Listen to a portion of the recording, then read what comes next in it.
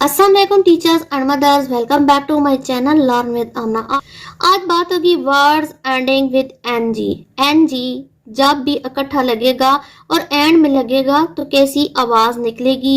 अगर इस तरीके से हम बार बार बच्चों को अलग से करके बताएंगे, रूल के लिहाज से हम बताएंगे, तो फिर वो रीडिंग उनके लिए कभी भी मुश्किल नहीं होगी।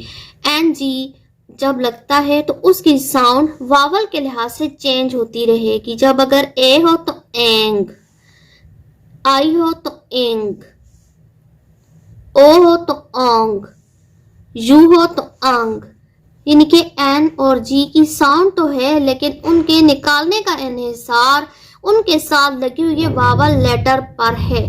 जैसे कि बैंग, फैंग, हैंग, रिंग। एकदम से एन जी की आवाज चेंज हो गई क्योंकि इधर वावल लेटर चेंज हुआ है। Ring, sing, sting, string, spring, swing, gong.